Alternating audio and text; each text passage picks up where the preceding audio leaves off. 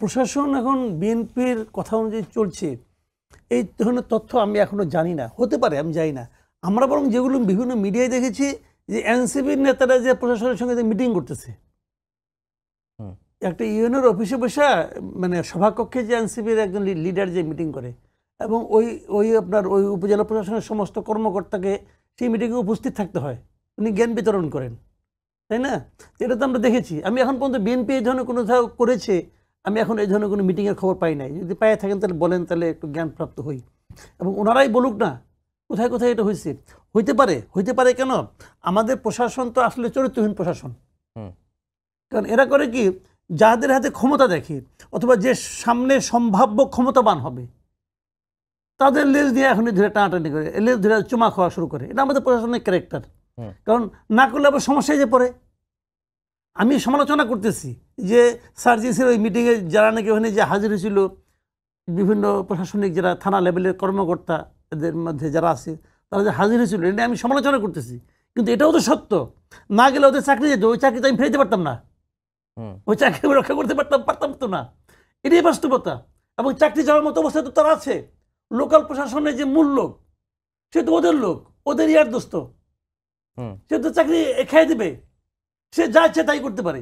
ঢাকা উত্তর একজন লোককে মেয়র বানাইছে, সে কোন পদ্ধতিতে, কোন যুক্তিতে তাকে মেয়র বানানো হলো যদি এই প্রশ্ন আমি করি। মেয়র না প্রধান নির্বাহী, সে মেয়র হয়েছে এখানে। আচ্ছা, মেয়রই তো, অথবা মেয়রের কাছে সে করতেছে ভার্চুয়ালি। তাকে যে মেয়র বানালো মোহাম্মদ এজাজ নাকি যার নাম, এই জিনিসকে কোন যুগে, এটাকে কোনো ট্রান্সপারেন্ট ওয়েতে হয়েছে কেউ জানে? কেউ জানে না। আমাদের আসিফ মাহমুদ সজীব ভুইয়া সাহেব, ওনার মনে হয়েছে সে সবচেয়ে যোগ্য লোক, তাকে বানাই দিছে। এখন যদি উনি মনে করেন ওই উপজেলা কর্মকর্তা অযোগ্য লোক, তার চাকরি নাইকেলকের থেকে। এখন ওই উপজেলা চেয়ারম্যানের ক্ষমতা আছে যে আসিফ মাহমুদ সজীব ভুইয়ার ইয়ার দোস্ত যারা যাচ্ছেন ওখানে, হাসনাত অথবা সার্জিস, এদের কথা অমান্য করা, অথবা এই পার্টিগুলোর নেতার কথা অমান্য করা। তো প্রশাসন কার কাছে? সিম্পল। এখন ওনাদের দুর্ভাগ্য হলো ওনাদের সংগঠনটা এতই শক্তিশালী যে সমস্ত জায়গায় তাদের লোকজন নাই, লোকজন খুবই কম। এখন যে যে জায়গায় লোকজন নাই ওই জায়গায় প্রশাসন মনে করে যে আগামীতে বিএনপি আসবে, তারা যদি বিএনপির তল্পি বাহকতার মতো কাজ করতেও পারে, অস্বাভাবিক কিছু না। কাজে নাহিদ ইসলাম সাহেবের মানে অভিযোগ অথবা এটা আহাজারি যাই বলেন না কেন, এটা একদম কিন্তু আমি উড়িয়ে দিচ্ছি না, হতে পারে। তো ওনার জন্য পরামর্শ হলো সারা দেশের সংগঠনটা বাড়ান, সবাই আপনার কথাই শুনবে। কারণ আপনাদের যে পাওয়ারফুল পার্টি এই মুহূর্তে আর কেউ নাই, কারণ আপনারা আসলে কিংস পার্টি।